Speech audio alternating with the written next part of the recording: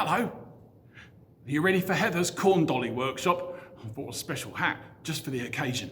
Now make sure you've got all your bits and bobs together. You've got some corn, some sheaves of corn. You don't have to have them. You can have pipe cleaners or you can have toilet rolls, anything you like really. As long as you've got some material to play with, Heather can keep you entranced and tell you exactly what to do. So without further ado, here's Heather and her corn dolly workshop.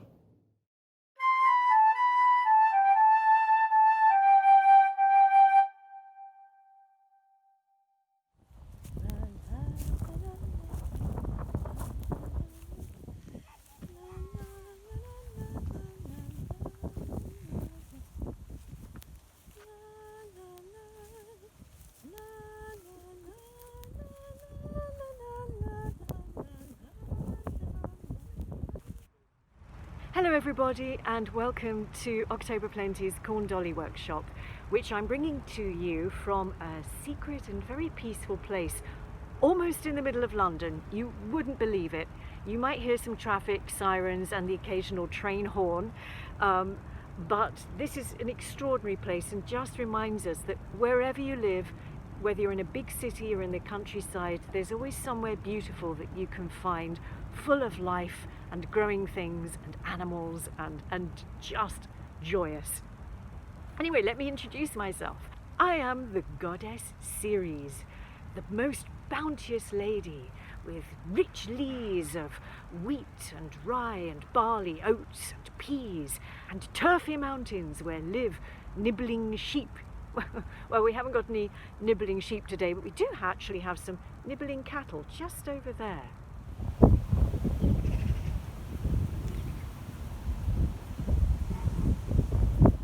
So, as I said, I am Ceres, the goddess of the corn and the grain and all the plentiful bounties of harvest. And my name is spelt C-E-R-E-S, and that's where you get your word for cereal from. So the next time you're pouring out something gorgeous from a box for breakfast in the morning, I made that. The last harvest is all about me. Me. It's all about me.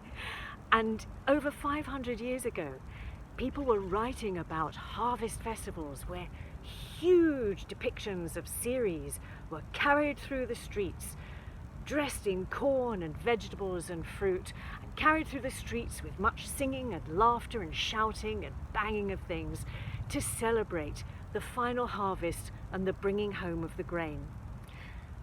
And corn dollies are part of that tradition. In fact, they go back a very, very long way. My best friend is Juno. She's the goddess of all the other gods. She's the queen of heaven and the queen of all the gods, and she's married to Jupiter, who's king of all the gods. And she and I were having a little chat the other day, and she told me something about Jupiter. Now, just checking he's not listening, because it's a little bit delicate, but apparently when he was a baby, his dad wasn't very nice to him, so he had to go and hide, and he was looked after by a goat. Yes, I know, but it's anything can happen with the gods. She was a lovely goat called Amalthea. I think that was a car horn. Amalthea, and she was very kind to him. And one day he was playing with her and he accidentally pulled off one of her horns. He didn't mean to, and it didn't hurt. But what he did was he filled this horn with loads of good things to eat, so that Amalthea would never ever want for anything ever again. And that was the original Horn of Plenty, or the cornucopia. And it is said that that was probably the first dolly. So it was a representation of fertility and plenty. And that's what these corn dollies are over the years. So what are they? What do they look like? Well, let me show you some fancy ones. Here's a particularly beautiful one. Isn't that gorgeous? It's all plaited. There go the sirens again. This was made for a harvest wedding. Isn't it gorgeous?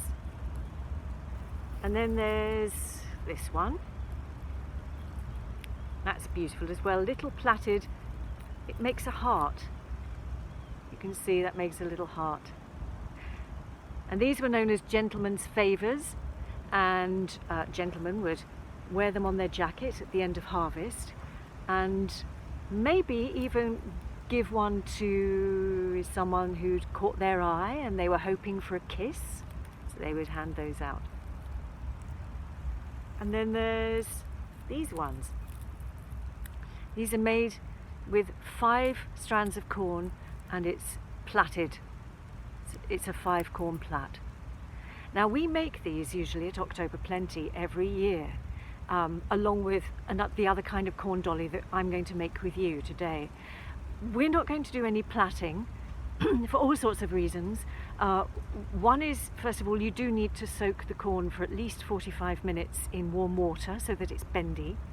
And also, it is best if somebody sits next to you and helps you guide your fingers in the plaiting, because it's actually quite complicated and it can be a bit frustrating.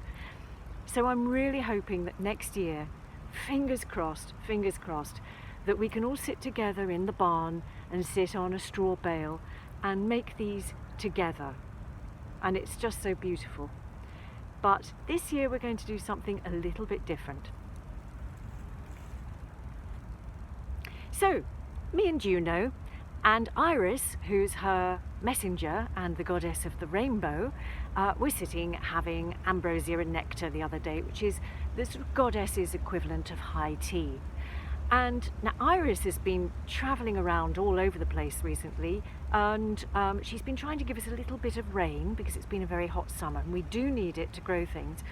And she wants to say thank you to everybody who's been putting rainbows up in their windows for some reason. She's thrilled with that. In fact, she doesn't stop talking about it. It's becoming very annoying. And we were talking about what we could do today. And I thought, since this is all about me, and normally we would have a huge corn queen that we would parade through the streets, which we can't do this year, I thought I would ask you all to make your own little corn queens so that we all have a corn queen in our house. So we're going to make a little person and you're going to decorate it. Now I'm going to make it with corn. Don't worry if you can't get corn, all right? I have something else up my sleeve for that because not everyone's going to have access to this, but I will show you how to make it with this first, because that's really important, and then I'll show you how we can improvise, and I think you're going to be tickled with what I've come up with. So the first thing we do with our corn, wrap it,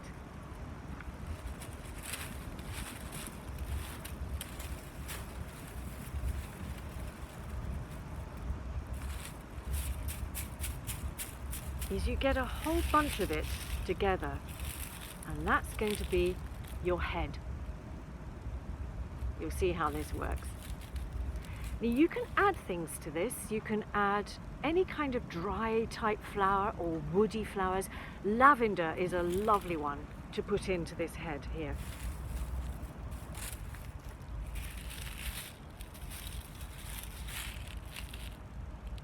So there we go, I've got a lovely head of straw. Bear in mind that if you choose to put sort of flowers, or maybe you want a rose in the middle of it all, or something like that, the petals will droop after a day, or even less if it's hot. So your best thing is to use things like this, or lavender, or maybe some kind of herbs. You could use that too. But I'm going to stick to corn today. So now we have a head here, and I'm just going to tie this head like a little bouquet. I'm just going to tie it with a little bit of string, just to hold it together. We'll be decorating that later on.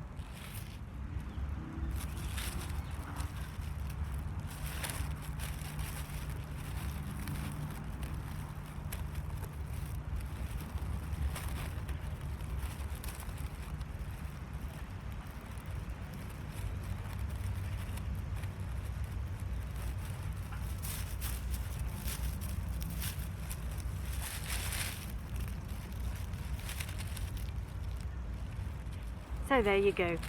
You can see it's just tied together with a little bit of string. Almost like a bouquet of flowers. Next, we're going to create some legs. Now, you can either leave it just like this, with the straw straight down there, or you can add some straw up the other way round. Let me show you how to do that. Gather all the straw together.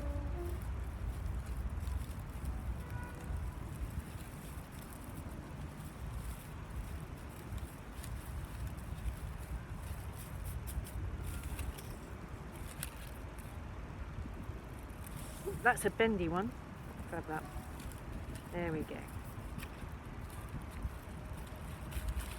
So I'm going to give my corn queen 1, 2, 3, 4, 5. 1, 2, 3, 4, 5. 1, 2, 3, 4, 5. She's going to have 5 toes on each leg.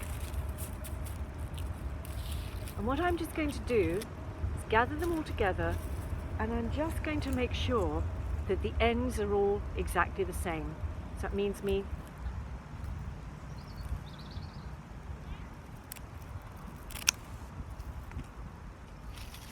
cutting off a little bit of straw.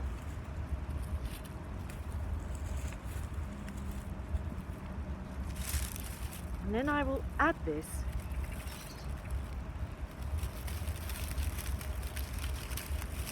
spread it around a little bit.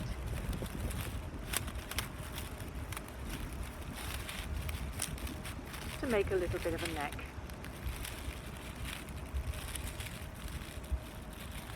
I might be using too much string, but I think it's better than not. To then tie another little bit of string just a little bit further down this time.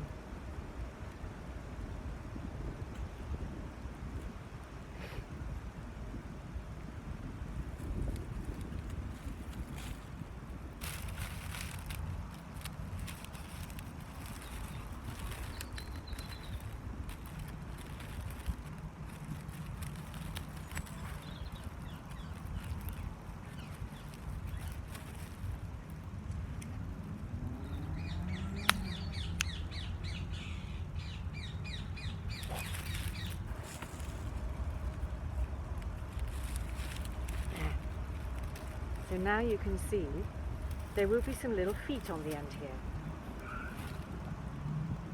All right.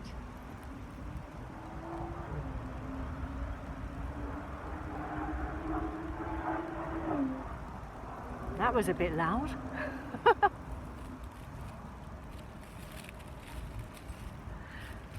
Next up, we're going to make some arms. So put this to one side just for one moment. And get yourself however many little hands or fingers that you want on each side for your corn dolly. I'm going to do 5 on each again. 1, 2, 3, 4, 5, 6, 7, 8, 9, 10. Make sure that they're all the same there.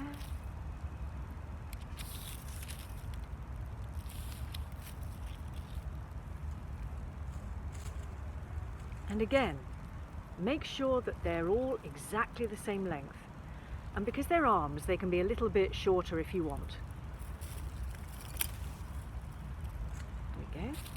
Then take half of them, 1, 2, 3, 4, 5, and reverse around like that. There we go. So those will be your arms. What you do is you make a little gap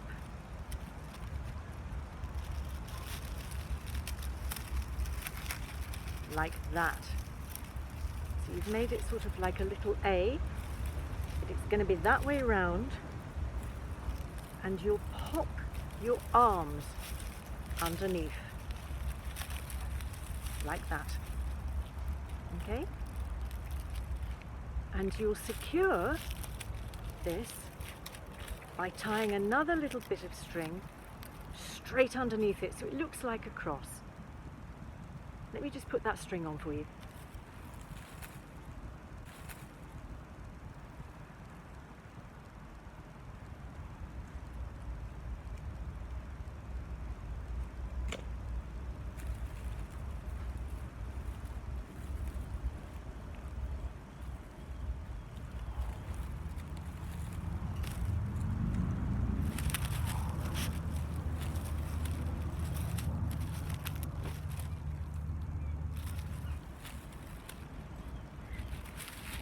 There you go. So can you see what I've done? Don't worry if you have to use a lot of string, or pieces of wool, or pieces of cotton, anything that's strong. If you feel that you need to tie something else a little bit further up again, just do it. It's your corn queen. You make it as secure as you want. But now we've got some arms. And you can define the hands by tying a little bit of ribbon at the end of each hand, like so. And how do you get the legs is you then just split them open so that you've got sort of an A. And again, you tie some ribbon at the bottom, and that keeps the two bits separated. If you have soaked your straw and it's a little bit bendy, you can actually sort of bend your legs out a bit, but I'm not going to do with this. It's very dry corn and it will snap, but you can actually bend your legs into shape. So in time-honoured tradition, here's one I made earlier.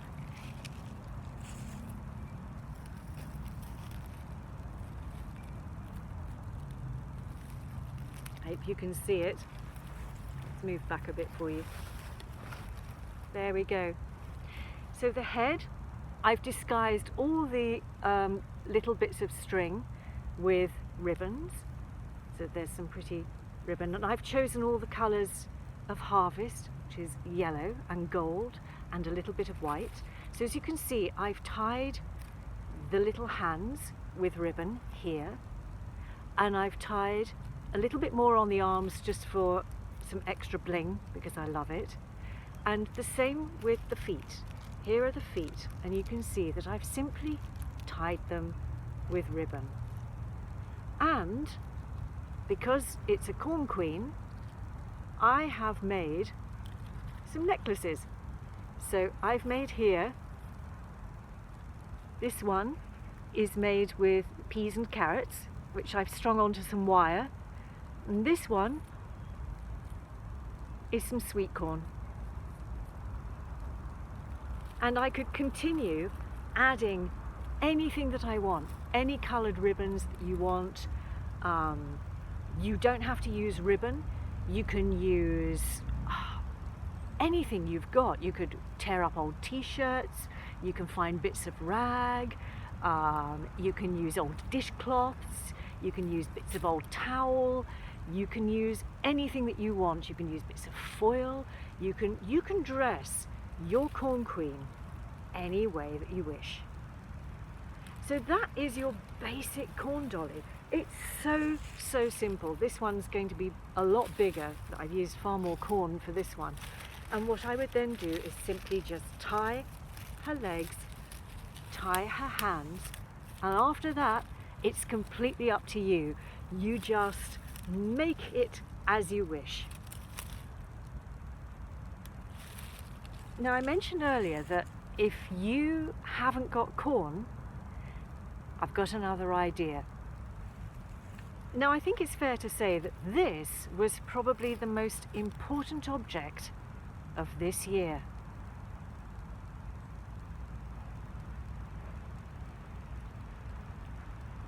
Yeah? Hello. It's the humble loo roll.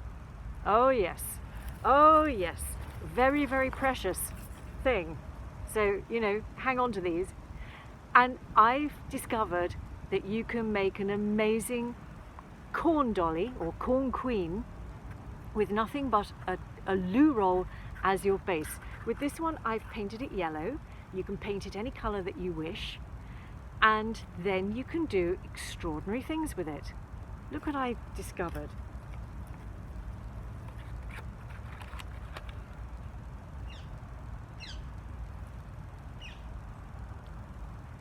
So I made a little kind of corn queen.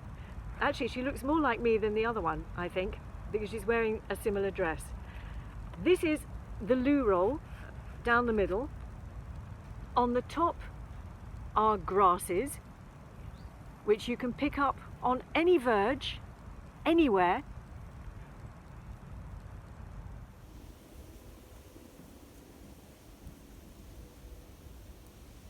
You can see where they came from. I picked them there. Then I stuck some twigs in to make little arms, and I tied ribbon on, and then I made a paper, this is paper dress. And that wasn't unusual. People used to decorate their corn dollies with paper clothes. So that's an idea, that you could make paper clothes for your corn dolly. And in the middle, as the face, I found a teasel. They normally have purple flowers, and then in autumn they lose all their flowers, and inside a teasel are loads and loads of seeds that the birds really love. So you can make something like this. It's so easy. The only thing I tied were the ribbons and this little bit of rag to keep the skirt on. Everything else was just sort of shoved down the loo roll, no glue needed, nothing needed like that, and just tie the twigs together. So that's just an idea. I'm sure you could be far more imaginative than me. So why don't you have a go and see what you can make? There are a few things to just think about. Traditionally, what did people do with their corn dollies? Well, most people kept them. So if it was a traditional corn dolly, what you would do was you would hang it up in your house, or even if it's just a little one, you would hang it up in your house until the following spring. And as soon as the green shoots came up in spring of the new corn, you would get rid of this, or you would even use the seeds from the corn to plant new corn the following spring. So there's a constant cycle. You take the old corn, you turn it into something, and then you ceremoniously use the old corn seeds to plant new corn. I like to think that when you're making your corn dolly, you can, it's very unlikely that you'll want to plant corn, and you may not have a facility to do that. But I like to think that you can think of things that you want to grow next year, so that you can put those into your corn dolly while you're making it. Some people sing when they're making their corn dolly. I was singing when I made this one, and some people laugh. They say you should laugh when you're making your corn dolly. So whatever it is, it's a joyous thing. So you could think about something personal that you would like to do with your doll or your corn queen to celebrate next year. Some people also bury their corn dolls or their corn queens. I'm not so keen on that, and I'll tell you why. For example, I'm on a nature reserve at the moment, so I wouldn't dream of planting anything into the ground here that doesn't belong already, because it's a very delicate ecosystem, so it's probably not a good idea. And the other thing is that even if you do bury it, there may be things on there that really shouldn't go in the ground. A lot of ribbons are made of man-made fibres. If it was pure wool, maybe, or pure cotton, maybe, but a lot of this has got nylon in. It's not good for the earth to bury it. And also some paints, you know, if you've painted with poster paint or acrylic paint, that might not be good for the earth as well. So always think very carefully about what it is that you're burying. if you've made something of very, very pure materials, or it's your own garden, it's still not a good idea to put anything bad in there, but just think very carefully about what it is that you're making. Another idea is that if you make things out of vegetables, you can leave some of these vegetables. If you make jewellery, or even if you make your corn queen out of vegetables, and if you're using oats and not wheat, you could potentially leave that out for the birds to eat and allow them to just eat up your corn queen naturally as a gift back to nature. But think incredibly carefully about what it is that you are feeding your animals. If you're leaving something out for the foxes or for the hedgehogs, please check with an adult that they can actually eat it and not get ill. But that would be a nice idea. I think I'm going to take this teasel off, definitely, and leave that back for the birds, because they like to crack it open and get the seeds out, and that would be a gift for the birds. So that's normally what you would do with your corn dolly. And what we would love you to do is not only just decorate them to your heart's content, raid the fridge, let's see all the plenty on it. I should have made a little necklace for this one. I think she might want to steal this one's sweet corn necklace because it goes. But it would be lovely if you did that and show us what you've done. So don't be afraid to do anything that you want with your corn dollies, and decorate them, raid the fridge with permission, and if you're picking things to put on your loo roll or whatever, again, if you're not sure about what it is that you're picking, make sure A, that you're allowed to pick it, because some places you're not allowed, and B, just check with an adult again that it's not anything poisonous. There's not a lot poisonous in this country, but there are one or two things that you really shouldn't pick. So just check that. But apart from that, go out, use your imagination, try to keep things as natural as possible. So it's all very well dressing somebody in a crisp package, but it's probably not really for corn dollies. Try and keep them in keeping with your landscape and the environment, and with a thought about that. So if you can, please take a photo and show us what you've done, and also where you've put your corn queen. We'd love to see where she's sitting, or where you've buried her, or where you've hung her, or whatever it is that you've done with her. Do that and upload it to our social media, and the details are at the end of this little workshop. So I can't wait to see those. I'm very excited, and thank you for joining me. I'm so glad that you are here, and I hope you have a wonderful October plenty and a belly full of goodness over the next year, and wishing us all the luck in meeting again next year together, so that we can plat away to our heart's content and make some more of these little beauties, all in close proximity. Sending you much, much love from me, Ceres. Mwah.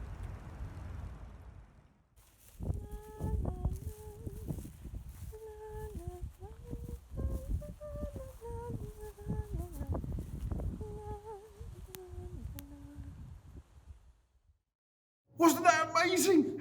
What a fantastic piece of work. Well done, you. I can see you've made something absolutely spectacular. Well, I'm a bit exhausted after that. I might need to lie down, or even an apple. Which leads me on to something very special that's happening tomorrow at 11 a.m, right back here. Come along and meet the goddess Pomona. And she's going to tell you all about apples on Apple Day. So tomorrow, Apple Workshop with the goddess Pomona. Be here at 11 a.m. You won't regret it.